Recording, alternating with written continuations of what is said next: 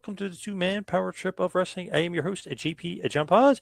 Here with me today, very special guest. He is an author, an award-winning journalist. He is, of course, the man behind the Wrestling Life, Mr. Ben Veal. Ben, welcome in. How you doing? Hey, John. Nice to see you. Thank you for having me. What is going on in your world? What are you up to? Because it feels like you have the Marc Mero book, and now you got the Doug Williams book. You are keeping busy for sure. Yeah, a lot of writing, and there is another wrestling book as well in the works that I started working on as well, concurrently to Doug's, which I can't say who that is just yet. But a lot of writing going on, much like you, a lot of podcasting, and occasionally find some time to watch some wrestling as well. Nice. That's always good. That's always a good thing to find some time. Are you enjoying wrestling right now? Or are you enjoying what you're seeing? No, I'm struggling with it. I did a video recently talking about taking a break from watching WWE. I think I've definitely got TKO fatigue, so I am opting out for a few months just to kind of reset. I'm not saying I'm not going to stop watching WWE. I think after 35 years, it would be impossible for me not to watch the product, but I am taking a break at least until WrestleMania from watching it week in and week out, because I haven't really enjoyed the product and where it's heading for a while now. So I'm dipping my toes back into AEW waters, which has been nice because it's been quite a while since I've really watched AEW. I think the irony of doing the podcast is, and you all know this, it's actually really hard to find the time to keep up with the product because you spend so much time lining up guests or producing content or editing the content or thinking about who your next guest is. That actually to find the time to sit down to watch 2 or 3 hours of wrestling is hard. So my consumption had kind of got to the point of like once a month watching the PLEs occasionally, and then just watching loads and loads of clips on, just find like I'm watching wrestling via clips on Instagram, which is no way to watch wrestling. So I'm getting back into my Sunday evenings watching Dynamite, which is nice. And kind of excited to dive back into AEW after a while away. But so much of my last few years has been spent enjoying nostalgia, because so much of my show is speaking to old legends and, you know, people from the 90s, my favorite era. I've been spending so much time like returning to the early 90s and enjoying the WWE Vault and WCW Vault and all the old Raw episodes on Netflix. So in the last 2 years, I think I've been watching a lot less current wrestling, a lot more nostalgic wrestling than ever before. When you're looking at that, right, what's giving you the fatigue on the TKO? It's just the prices and everything, you know, going through the roof. Everything is being too much. For me, and it's interesting. I think probably having a Brit's perspective. For me, it's the prices. It's the over capitalize the capitalist nature of the product, for prices, the fact that TK has made it very, very clear that actually it doesn't, we're not pricing this for everyone now. This is an elitist product in terms of pricing. The unbelievable entwinement with politics, which I've always found quite uncomfortable with WWE, but particularly to see kind of the likes of Triple H in the White House and stuff is a bit galling for me as a Brit. But also just the overt, the overt sponsorship over everything. I think, the Slim Jim tables has had a lot of jokes about the Slim Jim tables, but actually when you get into the point where actually you have to put branding on a prop weapon, you really are getting to a ridiculous point. And the Saudi deal, I think the Saudi deal, particularly with WrestleMania, because I think WrestleMania was the untouchable icon. It was the one thing that you can do everything you want to the product. You can do anything you want to any wrestler, but you don't touch WrestleMania. It's this sacrosanct. And, it was an American institution. I mean, I went over for WrestleMania 40 to Philadelphia. I went to my first ever WrestleMania. And that has always been such a quintessentially American product like the Super Bowl. And I think the decision to follow the money to Saudi is a massive own goal with my PR hat on. It's just lots of things that just aren't really sitting particularly well for me as a consumer of a product and as someone who has been so loyal to that product for so long. I say it's a break. I dare say WrestleMania 42 will draw me back because I haven't missed a WrestleMania since I was 8. So I'm probably going to watch WrestleMania. Whether or not I will then watch the follow-on WrestleMania, I don't know at this stage. My heart says no at the moment, but next year's WrestleMania will probably be the last one I watch unless things change. How are you feeling about the state of things at the moment? I kind of just am kind of going with it right now. I just looking at ticket prices because I was going to take my son to the next MSG show, but it was like it was even more than the last one that we went to, which was even more than the one we went to before. So it's like once they reach the point where it's like getting too expensive, I got to like cut back. It's obviously got to that point. It's just like too much. I understand what they're doing. It's a business, and they just they want to make the money, but 250 million for WrestleMania. It's like, I guess you can't turn it down, but like, do you really want to do it in Saudi Arabia of all places? Like, what time is it even going to be on? I got like a million questions about it. It's just crazy. It just shows you TKO the greed, if you will, but it is a business. So they're going to say it's all about the money, but you don't want to alienate the fans and don't want to hurt future fans. Cause if my son can't go to the shows because there's too much money, that might make him not a fan in the future, which might means that you don't have fans in the future. You know what I mean? Like usually the kids grow up to become fans and go on and do kind of a circular thing here. So it's kind of hurting a little bit. I heard Eric Bischoff talking about that with Jonathan Coachman the other day. He was describing wrestling as a generational industry, like a generational form of entertainment. And that's it. I was prompted to record that video because my son is now 7 and he's now interested in wrestling. He's excited by wrestling. He's playing with my old wrestling figures, the ones that aren't fiercely protected on my shelf. And he's, he wants to go to a wrestling show. And I wanted to take him to the Cardiff house show, which going back 10 years would have cost me £20 a ticket. And those tickets were well over £200 a ticket each. And I was like, well, if I can't afford to take my son to wrestling, it's like, what is wrestling going to be in 20 years' time? Because if wrestling is only catering to our age group, then it will die a death. But of course, this isn't wrestling. This is WWE. This is one form of wrestling. And as many people have responded to me over the last few weeks on YouTube, well, try this promotion, try this promotion, try this promotion. And I think for me, I'm seeing it as an opportunity to broaden my horizons a bit and to look elsewhere beyond that product for a while. It is getting kind of crazy with the prices. I know that they're saying, oh, they're not high enough because people are paying them and they keep selling out. So it's like, how high is too high? You know what I mean? Like, well, how much is too much? It's just getting to the point where it might be getting too expensive to go to the shows. And then you're going to have to pay for merch and everything else. It's getting crazy out there. I think $11,000 was what I saw for front row of Mania 42. Once you included the booking fee, that someone had shared a screenshot of just over $11,000 for front row in Vegas. Crazy. I have this thing here with the So that's for prices before. So the 8,998. Yeah. Yep. And then the Ticketmaster fees and the handling fees took it up to. Yes. Because it's a percentage, isn't it? So if you're going to charge $9,000, it's going to be $2,000 of fees. So but even those back row, I think the back row was like $855. And I mean, I was in a suite for WrestleMania 40, which is. It sounds glamorous because, of course, you get beer and you get pizza and you get a private entrance and exit. Can't see anything. Like it's like useless. I could see like a dot in a corner and you could kind of see the screen, but there were lights in the way. Like if you're going to go to WrestleMania, you want to have a really good view. You want to be in the first 100 rows, really, I think. Yep. And so I think for me, when I went to WrestleMania 40, I was like, that's probably my one and done WrestleMania. I've done it. I've ticked it off the bucket list. I honestly, if they ever did one in London, I don't know that I would go. Well, I couldn't afford to go to it now, but I don't know that I'd go to it anyway. But in the place of that, for us Brits, has obviously become AEW, and I went to All In 2023, and that was a incredible experience at Wembley Stadium.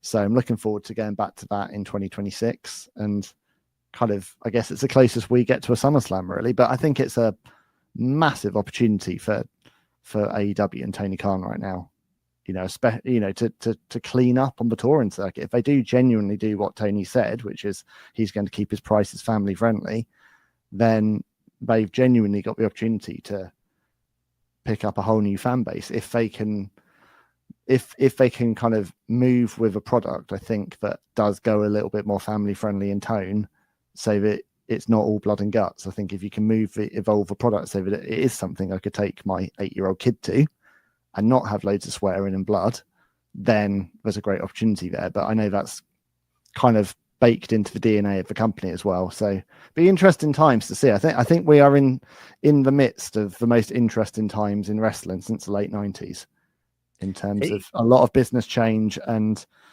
you never thought in 1990, 1995, 1996 that the WWF could ever be toppled. And then it was. I think it's a very interesting time right now to see what decisions people choose to make. Yeah, AEW is interesting right now because I went to a WWE show and then I went to Collision. Collision, it was so much cheaper. It was like, oh, this is great. Like, I can't believe, how, great the tickets were. But again, not a quote unquote, I wouldn't say family friendly show, but it was a family friendly price as far as the tickets. So they got to almost kind of figure out, like, how do we be more family friendly, but get more people into the arena and make it more for everybody, if you will, not just the sickos, but also keep that price point where it is. Because and I think that comes down to having two different shows. I think they have the opportunity. They have two different shows. You could genuinely make Collision a more action orientated show without the bad language and about the violence, and then Dynamite becomes the Die Hard one. I think you could. They've got the opportunity. I don't know. I'd be interested to see what we do. If I was Tony Khan, I'd be looking at how do you get the mums and dads taking their 10-year-old kids to buy the figures and buy the toys and to become lifelong fans, because that's, looking around your studio with your WrestleMania 6 and, whole bars and all that kind of stuff. Me with my SummerSlam 1992 and my figures, that's where it begins. And if you lose that bit, you lose everything. There's no way I'd become a wrestling fan in my 40s. You either become a fan, you become a fan when you're a kid, or you don't become a fan at all. Yeah, they're saying like 40% of the fan base is old people that were fans. Well, those are the fans that never left. You know what I mean? Those are just the fans that are the fans for life, if you will. Yeah. So, I mean, I'm actually quite looking forward. Having a little bit of a break right now is nice. Whilst I'm focusing on the books anyway, and I'm focusing on nostalgia. So actually having a bit of a break from a product probably means I can come back to it in 6 months' time, feeling a lot more refreshed and enjoying it more. I'm still keeping tabs on what's going on. I'm still following the news. It's not like I'm not seeing what's happening. I'm just not actively watching it for a spell, just to have a break, really. What do you think about John Cena? Now, I know you think he might not be done, as far as 2025 might not be his last year. What have you thought about the retirement tour? Or what have you thought about just him not being done, maybe even being a part of WrestleMania 42 in Vegas? Yeah, I mean, I just can't see Saturday night's main event, 20,000 fans, not even in his hometown. I just can't see that being the end of John Cena. I think it will be presented like that. I think there will be a farewell. There'll be a speech. It'll be similar to Goldberg's. No doubt he'll topple Lesnar. I think that's kind of where it all seems to be moving towards. But I'll be absolutely stunned if we don't get one last John Cena match at either WrestleMania 42, which would be my preference, or 43, when obviously, the rumor is that every single possible legend is going to be pulled out for that 250 million. They're going to want to return on their investment. And John Cena's one last match is a very sizable return for investment. And also it's a long enough amount of time that he could be forgiven for the retirement tour if he comes back after 18 months. But I don't see it happening at the end of this year. I mean, overall, I think the retirement tour has been relatively underwhelming, really. I mean, I think the idea of doing a 12-month long retirement tour is pretty. You see like the Rolling Stones do it and stuff all the time. You see bands doing it, but you don't need 12 months of one person counting down dates to how many shows they've got left. I've enjoyed some of the matches. I thought the heel turn was probably as dreadful as everyone else thought it was. Started great, went downhill after night one. And I loved the match he had with Cody Rhodes at SummerSlam. I thought that was exceptional. But for me, I don't know. I think John Cena as a human being is fantastic. Am I going to miss him in a ring? No, not really. I mean, I think we've had 23 years of him. I'm relatively happy with him retiring and pursuing movies because I love his movies. And I think the time has come, and the time has come for, I think, lots of these veterans to be stepping aside, because there is an incredible next layer of talent in WWE, just waiting to break through. For me, it's been relatively underwhelming. But as I say, I haven't been week in, week out watching every Raw, watching every SmackDown. I remember watching the first Raw he made an appearance on after turning heel and thinking, this is going to be really exciting. And then the second his old music hit, I was like, And from that moment on, when he comes out in the jorts and the t-shirt, and he's still selling branded, merchandise, tailored t-shirts every week for that hometown, I'm like, this is not a heel. This is not how you do a heel turn. And I would have loved to have seen John Cena turn heel in 2012 when he was allegedly supposed to. And I think he would have been genuinely one of the best heels in the business if he had committed to it like Hogan did. Because he gets wrestling, he loves wrestling. But by this point, you can't boo John Cena. He's nostalgic. You can't say, oh, you've only got 6 more months to see this guy and then boo him. It just doesn't work, because nostalgia is just such a powerful thing. And by this point, there will be genuinely dads and mums who are taking their kids to see John Cena because they remember him 20 years ago. So it's kind of like the modern day Hulk Hogan in that respect. Yeah. For sure. And the thing is too, if you're going to do a heel turn, you can't dress exactly how you were when you were the face and and act and like so bad. That was, oh man, just awful. And then The Rock and Travis Scott disappear. It's probably good Travis Scott disappeared, but The Rock has disappeared so bad. That's just one of the worst I've seen. And I know people were complaining to me because I said that, and people were like, oh, Steve Austin's heel turn was bad. But I'm saying in the context of like where it could have went, the scene as the heel turn is definitely one of the worst. Because the thing with Steve Austin, whilst the Steve Austin heel turn on the night didn't really go to plan, because obviously turning heel in your home state isn't ideal. Steve Austin did then fully commit to that. He, for that next 6 months, I loved 2001 Steve Austin. He changed his character completely. He tried to do away with all the things that we loved Steve Austin for. And I mean, I just think it was the timing. In 2001, there was just way too much going on. But, Steve Austin did at least try and make it work. But I think from day one, it was very clear that John Cena's heart wasn't in being a heel. He even said that his promos weren't that good. I know people were like, oh, I like this heel promo. He even said they weren't that good. So that's not a good sign. No, because he needed to get, you have to double down on it if you're going to. You're going to say, like, for 20 years, I've been lying to you. I can't stand you people. I've never stood you people. I've just taken your money for 20 years and I've become a millionaire because of you. Like, you need to really, really double down, not just, oh, you people have been booing me and you haven't been very nice to me. You've got to literally flip the script like Hogan did. So what could have been, but I think it's 10 years too late. That's the reality. It happened at the end, but it's, there's obviously a lot of love for him. I just think a year-long storyline about someone retiring is a bit indulgent, because it also poses a question, well, what comes afterwards? So after December 13th, Cena's gone now. What have we been focusing on for a year? For me, that's also the thing about why I really don't think he's done this year, because unless they really pull something out of the bag, they've got 2 months to give him a final match which really elevates someone. Him getting a win over Brock Lesnar at this point in either man's career, who cares really? So, if you're going to do the time-honored tradition and put someone over, well, ideally you'd use John Cena to put over, whoever it might be. I said on my video, like maybe a Braun Breaker or someone, but you pick someone who is on that cusp of becoming world champion, and you make them. That's obviously always how it's always gone.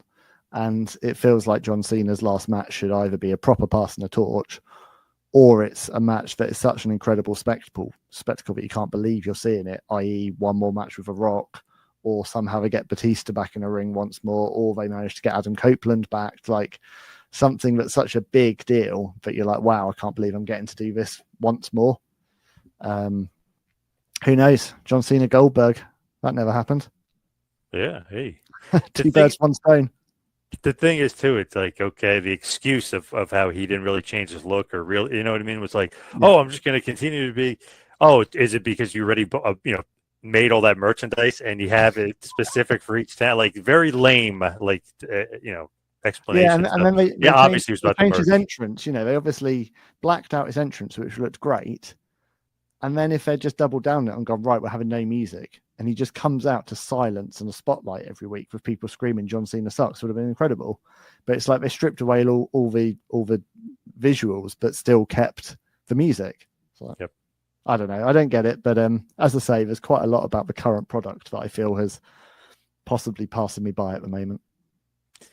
It's one of those things where it's definitely it's not obviously as good as it was for me anyway. Old school wrestling. I still do enjoy it. My son still likes it. So I mean, we still watch and we're still fans.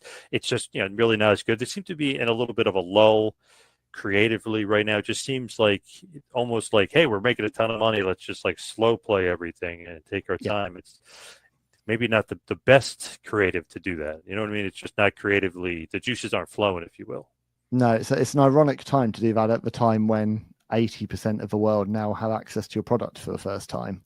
It feels like that would be the time to be knocking it out of the park with the kind of content that you were doing 7 or 8 years ago. But the one thing we do know about wrestling, as having watched it as long as you and I have, is that it always comes full circle. It always gets better again. Yep. So, I mean, I had almost given up on watching wrestling until 2015, and suddenly I was drawn back in by NXT. And, that was some of the most fun I had watching wrestling, 2015, 2016, black and gold NXT, just at the point when I thought that kind of wrestling had died a death. Same with watching AEW during the pandemic. So during 2020 and 2021, literally, I've said this on podcasts before, like that got me through. Like every week waiting for Dynamite and having a promotion that was genuinely committed to doing episodic storytelling each week, and kind of seeing the crowd get a little bit bigger and a little bit bigger each week. This little glimmer of hope that maybe the world was going to return at some point to normal. I absolutely loved AEW during the pandemic. As I said, it's really just been since running a wrestling show that I've watched a lot less wrestling, but that's because you know how much time goes into this. I spend hours and hours a week lining up guests, scheduling them, booking it all, filming, researching, editing, producing, all that stuff happens. And it's really hard to find the time to carve out windows. But, I want to do more. I'm doing more topical videos now because I want to be talking more about the current state of the business. And I'll be doing a lot more AEW focus as well, I think, going forward. You got a lot of content out there. You recently put up a bullying video too. You were talking about how, and you mentioned it to me too. I was like, it's a little interesting or a little different when probably right around the same age, but here in the States when I was younger, definitely a little bit, I wouldn't say bullying per se, but it was a thing where like, oh, this guy likes wrestling. He's weird. Or like, oh, this guy's crazy. He likes wrestling. But then once it got popular, like, Poz, you were right, man. Steve Austin drinking the beer. But I feel like a lot of my friends just never stopped liking wrestling. They always continue liking. Then there's a lull where a lot of people don't like it and don't watch it. But then Attitude Era and NWO, really, the Monday Night Wars, but even before that was like a wave of everyone's like, oh, you're right with this wrestling stuff. And then basically until the end of high school, everybody was still into wrestling for a while because it got real popular, obviously, for a while there. But just interesting. You were saying I had a little bit different where a lot of people here were fans, but I guess a lot of people in the UK kind of turned against it for a little bit. I think what's interesting about the UK, because obviously, the WWF is an American import for us. So much like Ghostbusters was, or Teenage Mutant Hero Turtles, or whatever those crazes were. Because I don't know if you know that we had Teenage Mutant Hero Turtles. Yeah, I was going to say Ninja Turtles. Not Ninja Turtles, because they decided the UK kind of standards bodies decided that Ninja was a bit dangerous, so we grew up on Teenage Mutant Hero Turtles, just to make that very clear. Wow. The point that I got into wrestling was 1992, and obviously you've just had Lee Herbert on the show, who's written this brilliant book Rampage that I've partnered with him on, which sums up what a great time it was in the early 90s to be a fan.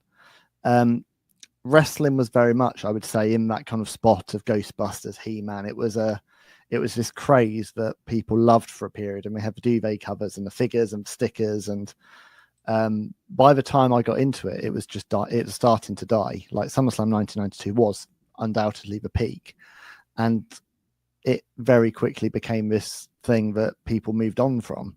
Like for majority of people, it's like, oh, I liked that when I was, you know, how kids, especially boys, move on from things very quickly. Like my son, it was Minecraft, then it was Dragon Ball Z, then it was One Piece. Like he likes something for focused, and then it moves on. By the time I fell into it, really, most people were like, oh, wrestling, that's for little kids, and they'd moved on to whatever the next thing was. Whereas I fell in love with it at that point. So you fast forward to 1994, 1995, I'm 11 and I'm watching Bret Hitman Hart and the British Bulldog and Diesel and all this stuff. And none of the kids in my school are watching it. And everyone equates wrestling to being that thing that they liked a few years ago when they were a little kid. It wasn't something that people carried on liking. Everyone's like, oh, that's fake, and you don't watch wrestling, it's all make believe and stuff. And so yeah, I became singled out for, I mean, I'm quite an introverted person anyway, quite a shy person. So kids latch on to what the different thing is. And for me, the thing that was different about me was that I liked this make believe program and thought it was real. You know, that was kind of what everyone bullied me for. And I kind of put out this video the other day because I'd had quite a lot of, you know, not hundreds, but like some really quite unpleasant comments had come through on the channel recently, just about how I look and how I speak and stuff like that. And why I even looked at the comments, I don't know. I mean, that's one lesson I've been taken away from this, is I'm just not looking at YouTube comments anymore, whatever. But it kind of really kind of reared its head in me, just kind of reminded me actually about some of those early days. And I thought, you know, I do have a platform now. I didn't have a platform 2 years ago. I do, you know, thanks to the fact that I've interviewed all these incredibly well-known people, I have subscribers on a platform now, and I'm going to say something that's a bit different. And I'm glad I did. It got some really nice comments from people who had similar experiences, especially in the UK. And it was quite nice to realize that I wasn't alone in that experience.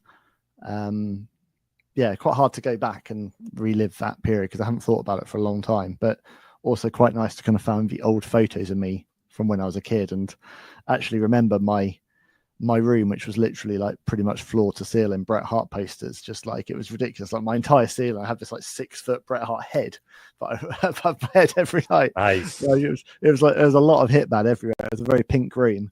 Because that was another thing. People used to bully me because my favorite wrestler wore pink. You know, being an 11-year-old kid, that's like, these were different times, weren't they? So I used to get some really nasty, I'm sure you can imagine, kind of insults I used to get in the playground because I, you know, had a backpack with this guy on wearing pink spandex. Try and explain, oh, that's a pink and black attack, like the best wrestler of all time. Like, he was wearing pink. So, you know, it's like, it's just being a kid, isn't it? But what I love about what I'm doing now, I love the fact that I'm in my early 40s and I now get to have conversations with people like you who love this as much as I do and who are doing this as a, you know, as a passion thing, making a living out of it. Like, that people are actually so proud of it now, because I'm really proud of my wrestling knowledge. I'm really proud of the fact that I have become friends with some wrestlers who I had action figures of when I was a kid. I'm really proud of the fact that people are trusting me to write books with them. You know, like, it's this thing that I was mocked for. I didn't stop. And because I didn't stop, I've now got 35 years of knowledge about one topic.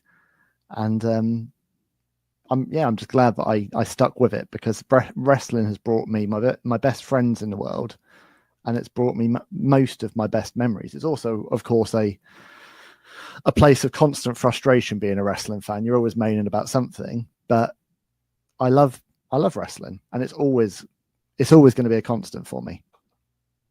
It's one of those things where, wrestling, that fake stuff or whatever, everything on TV is quote unquote fake. Everything has writers, like even your favorite reality shows and all this other stuff. These guys are really getting hurt though, and they're really breaking their necks. And I've interviewed many MMA fighters who say that they think that pro wrestling is harder. So it's one of those things where I just kind of laugh at some of that stuff, and people are so dumb. And then you throw in the fact that, one company is worth $9 billion, the other company is worth $1 billion. So it's like, yeah, wrestling, it may be a little bit better or a little bit more popular, a little bit more famous, whatever you want to say about it. It's definitely better than you think. You know what I mean? It's a moneymaker, and it's like one of those things. Yeah, we're passionate, we love it, but it also is a huge business. It's huge, and it's interesting because when I 2 years ago announced that I was launching Wrestling Life, I had some nerves about doing that because I've always kept it really quiet that I'm a wrestling fan. Like it's this thing that happens in the corner, but throughout my professional life, generally it's something that I've been doing quietly. And suddenly to go out on professional networks like LinkedIn and say, I'm going to launch a wrestling podcast, which is about people's real lives and these incredible athletes talking about the sacrifices that it takes on their families and their kids, their mental health and their well-being. And I was kind of waiting for the mocking comments like, oh, you like wrestling. And it's been universally, like within a professional network, I've had universally people being like, oh, that's really cool. Like not necessarily, oh, that's really cool, I like wrestling, but oh, that's really cool that you kind of know so much about something and that you're interviewing these people and that you're doing something you're passionate about. And I think that's been a great thing for me. It's like I'm in my 40s now, but I'm finally feeling like it's me doing the thing I love, but also using skills that I've spent 20 years building up and reaching a stage of life like you, where if I'd done this 10 or 15 years ago, I probably would have fallen into the trap of, what was your favorite match you ever wrestled? Who did you train with? What was this guy like? Because I'd be asking fan questions, whereas I've reached a stage of life where actually I'm not interested in that stuff. I want to genuinely know what's your life been like because you're a wrestler. And I think that's why I've gravitated into, co-writing memoirs, is because I want to really get under the bonnet of actually what life is like to work in such a crazy industry and the impact it has on you as a human being to do that. And I think through a book, you can do that in a way that you can't do as much in an interview. And Bad to Good, the Marc Mero memoir, the Marc Mero book, obviously doing well out there. So that's a great. Oh, there it is. Yeah, there you go. That's a great one. Marc is awesome. Yeah, and that came about from a podcast, came about from him being on my show. And we had such a good connection because, Marc, when he does an interview, Marc gives, well, I hate to say 110%, but that is kind of what you do get with Marc. He's so focused on the interviewer and he gives so much of himself every time. And we had this conversation and I just immediately kind of connected with him. And I phoned him up afterwards and I said, look, this is probably a bit of a wild card, but actually I think you should have an autobiography written about you because I think you've lived an incredible life and you put out this one book years ago, but it barely touched the surfaces of wrestling. I've spent years ghostwriting for other people in my PR world. I'd like to write this book with you. And it was as simple as that. One conversation, we met up in Manchester when he was here for UK, had a few beers and a few nights hanging out together and signed a contract. And so it began the year-long odyssey of listening to Marc Mero. And that's awesome. Couldn't have asked for a better person to do a first book with because he was so attentive. He was so involved. He introduced me to so many people to get different perspectives on his career, but also because he is Marc Mero, and I think a lot of people have a lot of respect for what he's done after wrestling, it was very easy for me to get access to people like Eric Bischoff and Mick Foley, and for them to dedicate time to a project. Because as soon as I reached out to them and said Marc Mero, they were both like, oh yeah, of course, how much time do you need? Anything for Marc. He's got that kind of, he's just that guy, and that's because he does everything for other people. He's helped me out so much in the last year. I wouldn't have this platform I have right now if it hadn't been for how much he has told the world about Wrestling Life and endorsed me. And I wouldn't be writing another book now if it wasn't for that first one. So I'm really, really proud of the book. I'm hoping that as we kind of head towards kind of Christmas season, that it might get another kind of little sales uplift. I think Christmas is generally when memoirs are pretty popular for Christmas gifts. So, yeah, cheap plug. Buy Marc's book. Yeah, definitely get out there and buy Bad to Good. And then, like we were talking like before, Doug Williams, who I Yep. love, who I just had on the show. Yes. Love Doug. He's just one of those kind of maybe under the radar legends, if you will, to me anyway. Man, going to Ring of Honor shows in '03, starting in '03, and watching, he's just one of those guys, like they kind of built the style after him in a certain respect. Love Doug Williams. He's awesome. Yeah, and same here. And funnily enough, I had a breakfast with him and his girlfriend the other morning because he actually lives really close to my mum. So we had a nice couple of hours together, and I was recanting to him how he was actually the first person I ever interviewed.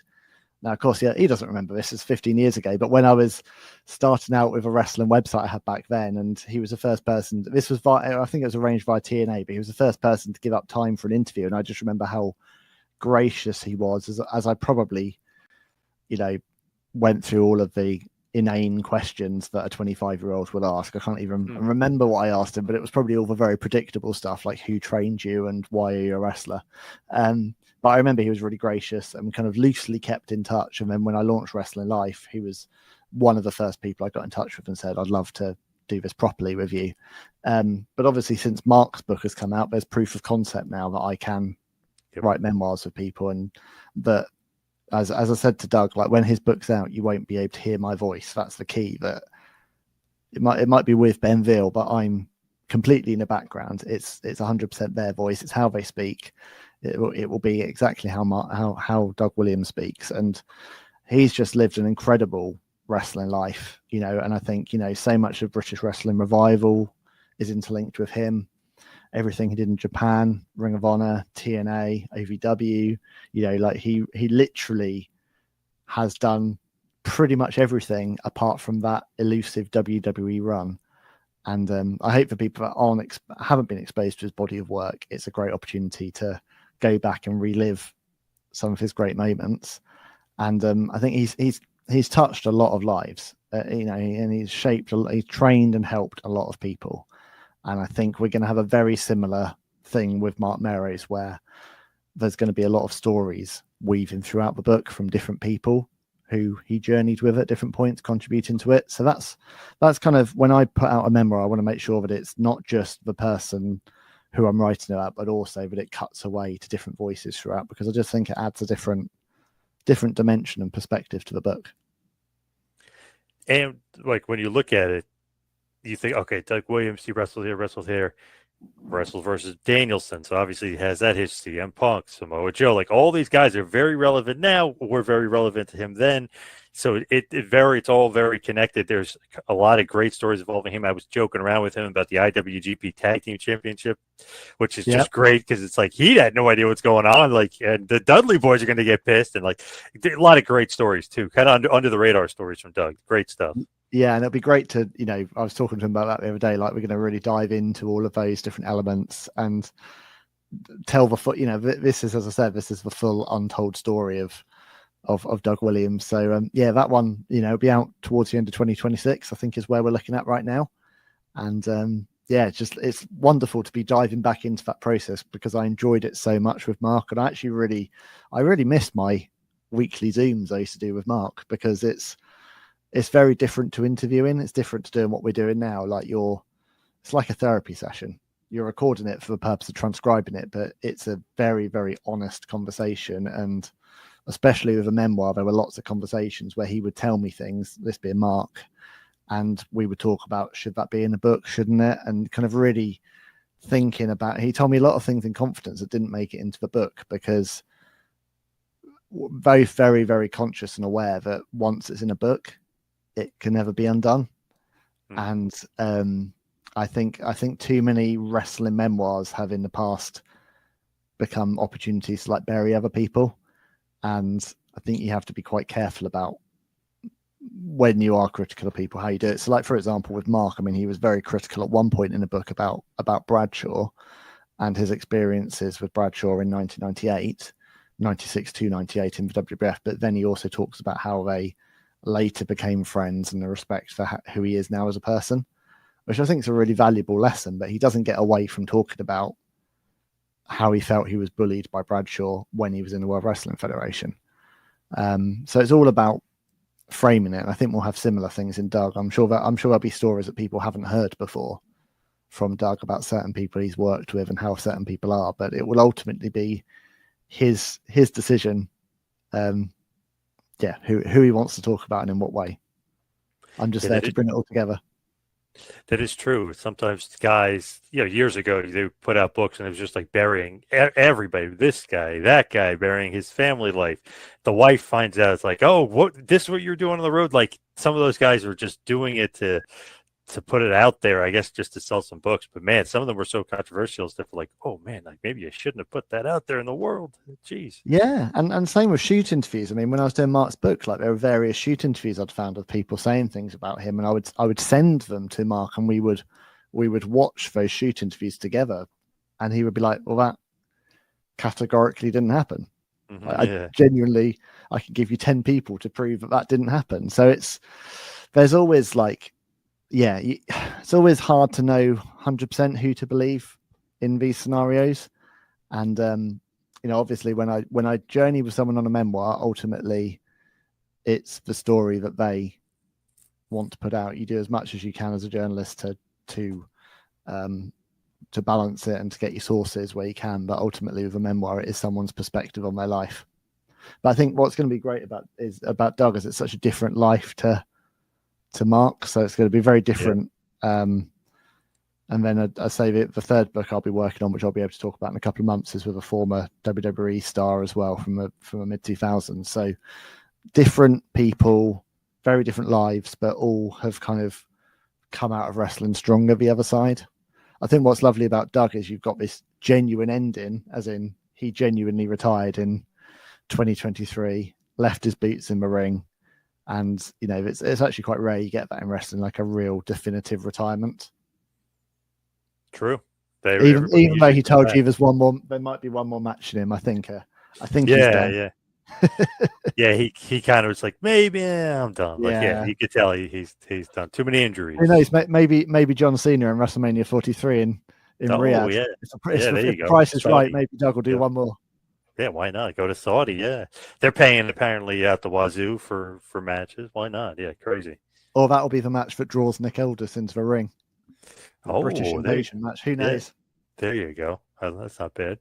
So obviously, the wrestling life, you've interviewed a bunch of great guys. Kurt Fuller's a great one from No Holds Barred. That's a great one. Ross Hart recently. What are some of your favorites that you've done, or some of the ones more recently? Even Kurt was great because you went to him, right? Yeah. Well, Kurt Fuller stands out for massively because I'm a huge Ghostbusters fan. Like, as big as a wrestling fan, I'm a Ghostbusters fan. My office here is everything behind me is wrestling. Everything there is Ghostbusters to the side of me. So the bizarre coincidence of discovering that he lived near me and that I could go to his house and film an in-person interview was insane, because I just reached out to him because I saw he had a toy out and that he'd recently released a Brel action figure. And I said, look, you've probably been asked loads of times to do interviews about wrestling, but I adore No Holds Barred, and this is my channel. And if you could ever find time for a 30-minute Zoom, I'd love to have you on. And he kind of got in touch and said, I can see your address, come to my house. And it was crazy, the timing of it, because we recorded that about 4 weeks before Hogan passed away. So obviously in the interview we're he's pretty mocking of Hulk in many respects. I mean, you have to look back at No Holds Barred and laugh in many respects. I adore that film, but you can't really look back at it and be serious. But he's also throughout the interview talking about how much respect he had for him, the fact that he was such a huge star that they basically made an entire film because he was such a huge star. And also it was the first film that Kurt Fuller did, so it kind of started his career crazily. But that was a lot of fun. I've been blessed to have a lot of great conversations. I was very grateful when Mick Foley did Wrestling Life, because he doesn't do many pods this much anymore. So I was grateful that he took some time. I loved the one I did with Eric Bischoff. I did a 90-minute conversation with Eric Bischoff and was able to ask him a lot of questions I've always wanted to ask him, especially it gave me a fantastic response, very balanced response about Bret Hart's WCW run, in which I kicked off and said, I am a very big Bret Hart fan, but there are two sides to every story. What is your side? And I think because I framed it like that, he gave me a perspective that I hadn't heard before. And I think that's where I kind of settle on with my interviews. Is like, I don't have to be the world's biggest fan of every person who comes onto my show. I'm just interested, and I don't definitively know what the truth is in any situation. The only two people that would ever know, for example, about the WCW situation categorically are Bret Hart and Eric Bischoff, and they'll both have their own very distinct views on that. And for the rest of us, we're making a judgment based on the output. We're not there for the closed door conversations. So I think I just try and be Switzerland, really. I'm quite neutral. It's like I ask for questions, but it's not for me to have an opinion.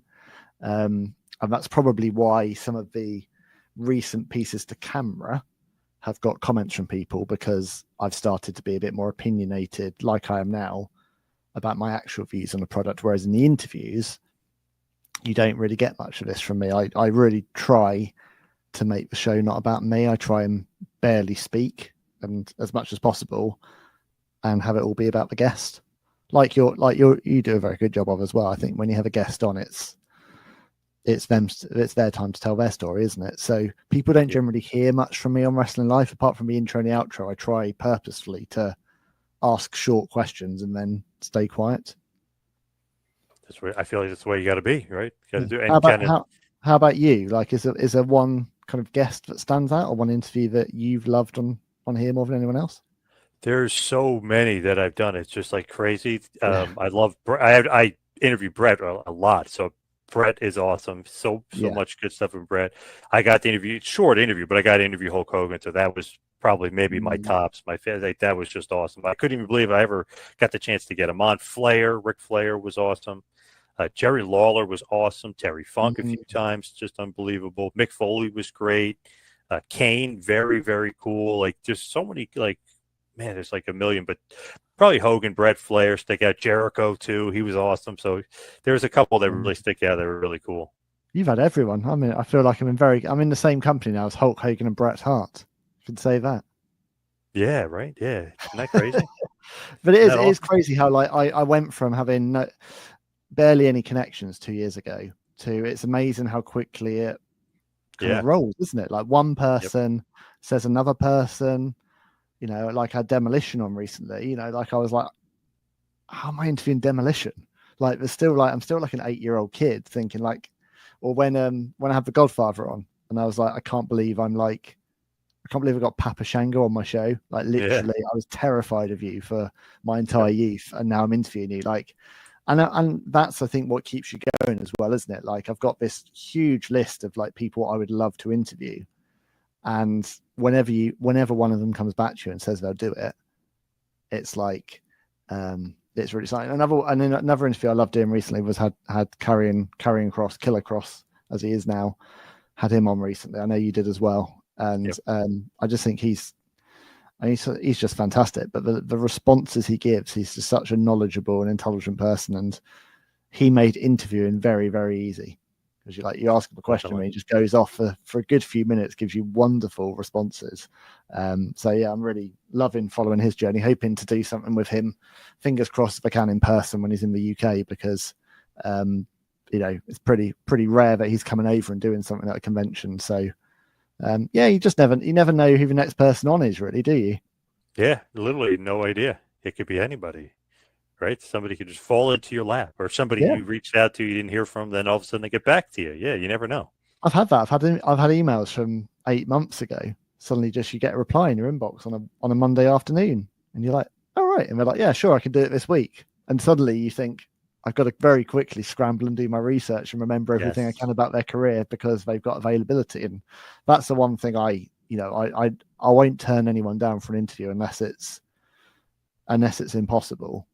But the one that got away from me was I had Jake Roberts booked last year, and there was suddenly a drama with my son, and there was a family emergency, and I had to cancel at an hour's notice, which I hated doing, but it was completely unavoidable. I couldn't physically do it as a dad, and that is the one that got away, because I would have loved to have had Jake Roberts on my show. But the reality is, it's called Wrestling Life for a reason, and you know, I'm a dad first and a podcaster a distant second. And, you know, you have to, I always said to my wife when I started doing this, I said, I would do my very best for this not to get in the way of family life. Like, this is something that I feel very blessed I get to do. But if this gets in the way of our family, then it will become a form of resentment. It won't be entertainment anymore. And it won't be fun. So I do nearly all of my interviews at like 4 p.m. Eastern. So like 9 p.m. at night here. So it's a late one for me, but it also means that I've done all my kind of parental responsibilities for the day. And then it is very much, I'm doing this in my leisure time. Yeah. And, you know, who knows, one day maybe this can become a full-time job. I mean, I can spend hours doing conversations like this, but at the moment it's just got to make it work around family. Yep. Same here. Yeah. I usually like to record at night too. For the most part, you know, you try to record later on in the evening when the kiddies are in bed and everybody's, you know, done for the day, yeah. if you will. Yeah, which isn't my ideal, because actually, I don't know about you, but like I've got like my lighting rig set up here, and when I do an interview, I'm actually really focused, and I do find I take quite a long time to wind down after recording. So finishing a podcast interview at like 10 or 11 o'clock at night is not really ideal, because my sleep is fractured from it. But it is what it is. I got RVD last year, and I can't even remember what insane time of night it was I interviewed RVD, but I was like, RVD says he can do my show. I'm not going to say no. Right. Yeah. And maybe that comes with time. Maybe in 3 years' time, I can push back a bit and say, want to have you on, but this time doesn't work for me, and they'll still do it. But when you're growing, you accept that the very fact that someone has agreed to be on your show for free, which is a big thing in this day and age, you know, wrestlers doing podcasts for free, you kind of have to go with what works for them. Yeah, definitely. You got to work around their schedule. Yeah, for sure. Yeah. But there's a very, very big bucket list I'm still working through anyway on Wrestling Life. So I'm excited to see what other legends I can get. Like you, I mean, Marc Mero had been trying his very best to get Hulk on my show, and messages have been exchanged, and I was hopeful that I'd have Hulk on my show at some point this year, and we hadn't got that far in the planning, but I was inching my way. And yeah, I mean, selfishly, I was devastated when he died, because of course I wanted to have interviewed Hulk Hogan, have 30 minutes of Hulk Hogan, because he's the reason I started watching wrestling. So, you know, I'm also acutely aware that lots of the people I would love to have interviewed are no longer with us. And I've kind of started doing this tribute series on the channel where we look back at the lives of people who passed away too soon, partly because it makes me really sad that a lot of these guys I missed the boat on. Sid was another one.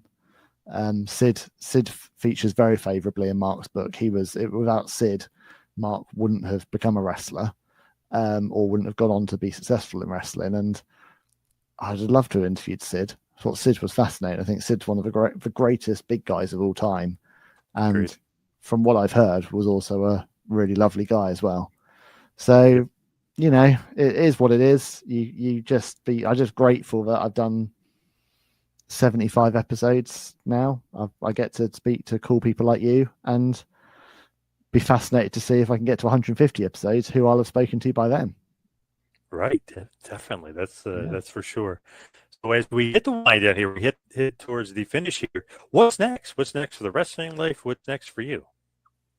So, well, it's all about the book right now. So it's all about doing justice to Doug's story, and getting that out next year. And as I say, there's this third book which I'm working on concurrently, which I'll probably be sharing the news about in about 2 months. Probably we'll probably go out with that one as well. Other than that, it's just trying to grow this channel.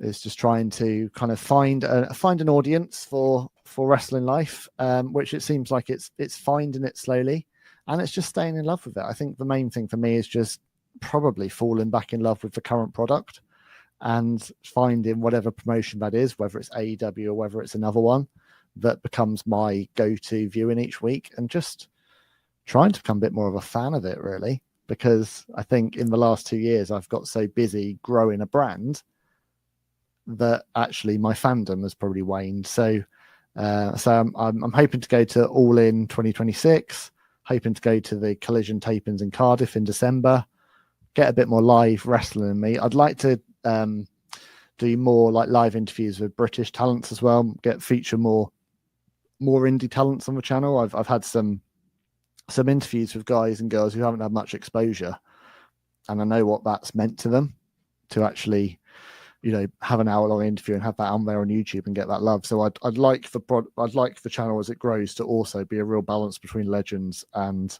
indie stars who are in their early days. So I've got some good names lined up as well for that. Like that. Now, where can everybody find and follow you and the Wrestling Life and the YouTube? Easiest thing is to follow at Wrestling Life Online, all one word. So that's on, I think if you key that into YouTube, you'll find it, or you can key in Wrestling Life with Ben Veal. It's on Spotify and Apple Podcasts as well. The show is a new episode drops every week, a long interview with a legend or a rising star. And I am at Ben Veal Writes, and I'm on pretty much everything these days, social media front with Ben Veal Writes. But the main thing is YouTube. And who should we be checking out? What interviews should we be checking out on there? I still stand by the Eric Bischoff one. It's a bit over a year now, but I think I saw a side of Eric Bischoff that I haven't seen a lot of interviews, so I would recommend that one. Really good one with Lillian Garcia, actually. I did. Oh, it was about nice. a week. It was about a week before she returned to WWE. I remember she texted me and said, "Has that interview gone out yet?" I said, "No, it's probably scheduled for about 3 weeks' time."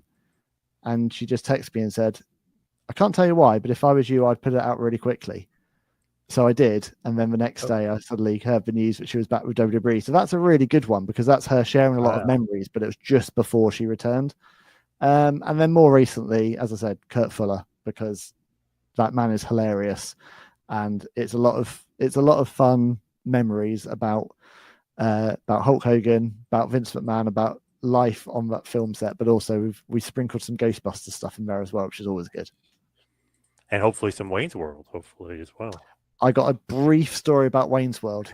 Brief story. I was very aware of my audience. I'm hoping to do another one at some point, which is like a deep dive into Kurt Fuller's entire career, because it might just be a bonus episode that goes out into the ether or a members episode or something. But I was like, I want to ask you about Scary Movie. I want to ask you about Psych. I want to ask you about all this stuff, but this is a wrestling podcast. So I snuck a Wayne's World question in, but there's only so much you can veer away from the world of wrestling. Nice. That's true. Yeah, you got to stay focused, but you got to sneak into Wayne's World when you can, of course. Yeah, absolutely. So Ben, thank you so much for all the time. Everybody check out The Wrestling Life. Thank you so much for all the time. Really appreciate it. Cheers, John. Thank you for having me on.